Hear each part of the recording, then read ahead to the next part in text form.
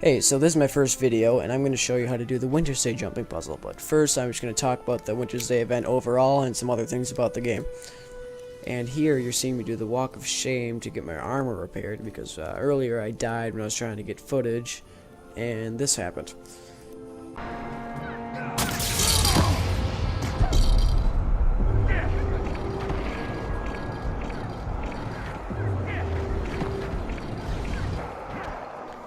I got murdered by princesses. If you don't want to hear me ramble on, just by all means skip ahead to the footage of the jumping puzzle. I'll leave an annotation so you can do that. But anyways, the Wintersday event has been going on far too long. The first week of the event was great in my opinion because every day there was a different dungeon you could do and there was a different pet frame you could get. And now they're just giving everyone time to catch up, and if they missed anything they get to go back and do the dungeon again. But if you did everything the first day it was out, then there's really nothing more for you unless you want to get all the achievements for the holiday. Which I did for Halloween, but I just cannot stand the snowball fight minigame for Wintersday. And I don't really think the game itself is as bad as the achievements that go along with it. The snowball fight minigame is basically just like Capture the Flag, where you have to go to a present that's located in the middle of the map, and you have to bring it back to your base. Because one achievement is you have to bring a present back to your base 5 times, and the other one is you have to kill an enemy carrier who is bringing a present back to their base. The Kill 5 Carriers achievement is way harder than it actually sounds. There's only one gift carrier on the map at any given time, and half the time it's going to be your team and half the time it's going to be your other team. And perhaps the most annoying thing about this achievement is in order to get credit for the kill, you have to get the killing blow. And I thought that was strange because most things in this game you just have to contribute a little bit and you'll still get good rewards. And whether or not you get the killing blow completely has to do with chance because the rest of your team is also hitting the carrier. They're trying to get the achievement too, and there's so much stuff firing off and you just have to be lucky enough to get that last hit. But I gave it a full hour and only got 2 out of the 5 kills, so I just gave up. I'm probably not going to fill out the entire special events page like I did for Halloween, but it's not that important to me. I'll just wait till next year to do it. I did want to apologize for the poor quality of the game footage. I tried to run this on full graphics, but when I'm trying to record it, it's just far too laggy.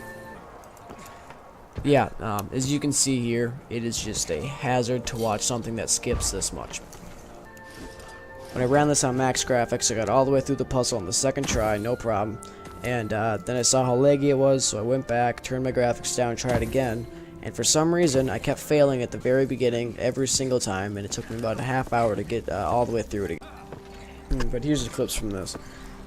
This one, I didn't move my camera right, and I just failed that jump. That happened to me a couple times. And on this one, I got pretty far, except that I'll blame that one on lag, I guess. And this snowflake screwed me up 3 times in a row, the exact same one on the same path. I don't know why. I just wasn't jumping right.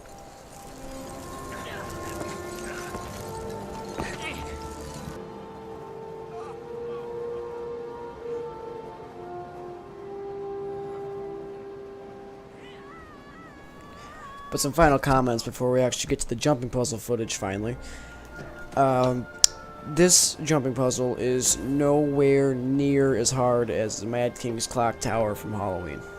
Some people have told me that they were here for hours trying to complete this thing, but it only took me probably about 1 hour. It took me 6 less hours to complete this than it did for the Mad King's Clock Tower. Probably one of the best improvements that they made to this from Clock Tower is that this is split into 4 different paths, and that means not everyone is in your way, because I remember that everyone who played Nasura constantly complained about how the Char and the Norn were in their way. I mean, the forums were just filled with the person who made this is an idiot. How am I supposed to complete this with a fat Norn in my way? Blah, blah, blah, blah, blah. Now, it took me 7 hours to complete the Clock Tower, but I don't blame that on the Norn and the Char being in my way. I just blame that on it being incredibly difficult. I was lucky enough to be in my own instance for most of the time that I was trying, and it was still impossible. But I mean, come on, it should be hard. I mean, the reward was exotic boots, and they shouldn't just hand out best in slot items. People should have to work for it, especially since they don't have to pay any money or karma to actually get them. People were complaining that they didn't have enough time to complete the jumping puzzle. I mean, they had a couple days, but if you missed it, you missed it. There's going to be other opportunity. Some people don't like to work too hard for their exotics, but that's a whole nother video. So we're finally at the jumping puzzle. If you're watching this, that either means you listened to my rambling for the last couple minutes, or you skipped ahead. Either one's fine. But yeah, so the beginning is the same, essentially on all 4 paths. They all start with jumping on snowflakes. They're all about the same difficulty. This one I didn't really like as much as the rest. One thing that does vary from path to path and really decides the difficulty of the entire thing is the placement of the candy cane rods. And if you're not good at this yet, oh my god, these things they can be frustrating. This is actually the hardest of the variations of the 2 candy cane rods, but it helps if you jump at an angle, because that way you have a less chance of over jumping. And you'll see here that you can skip a couple of the snowflakes and it saves time, and you are timed, because your health bar slowly goes down, and once that goes down, obviously you're gonna die. Once you get past the snowflakes, everything's pretty easy. The beginning is the hardest part, definitely, out of the whole thing. Once you get here, keep an eye out for exploding gifts. I'm pretty sure that each time you do this, the same gifts will explode, so once you find a safe path, stick to it.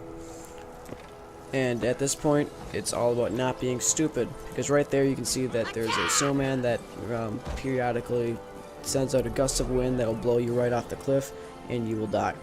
And keep an eye on this person in front of me, because she is not smart. She kind of doesn't take her time at all, even though she has plenty of it. Breathe. By now you're going to start to run low on health, but trust me, you do have enough time to make it to the end. Just jump on the peppermints and don't get off them until the snowball is clearly out of your way, and don't do what that other person is doing and rush. Because they get hit by 2 giant snowballs and the second one ends up killing them. But it's never not entertaining to see people get taken out by giant snow boulders. Here, just be careful not to slip off the candy cane, jump on a couple blue presents, and jump into the giant box. And congratulations, you're finished. Just go and grab your chest, and then you can leave through the portal. You can either go to Lion's Arch or go back to the staging area where you can just farm this over and over and over again. I guess the only reason you'd want to farm this is to get like ugly wool sweaters, and you can use those to buy the Christmas weapon skin. And ANET did just give everyone 3 of the weapon skins for free, like doing absolutely nothing. You still got them, and which kind of made me mad because I worked for an entire day to get my exotic toy sword. It's kind of like the Lost Shores chest all over again, except this time it didn't crash the entire economy. It kind of relates back to what I was saying earlier about people not wanting to work for the nicer things in the game, but the people that do want to work hard do end up getting ripped off sometimes. Some people just love to complain about that, but that's what the forums are for, I guess. And to finish up my last video, I just wanted to say, once again, I'm sorry for the bad graphics quality. I previewed this on full screen and it was just like 6 pixels, so if you full screen it the entire time, you are brave. And I'm sure that everyone has already done the puzzle and they already know how to do it and they don't really need a walkthrough, but for my first video I wanted to do something with the holiday. I'm going to try and crank out some more videos soon here to get this channel up and running. I'm going to do more than just Guild Wars 2. If there are any specific videos that you think I should do, just let me know. If there's anything you think I should change, tell me that too, but don't be a jerk about it. And lastly, like, subscribe, and thanks for watching.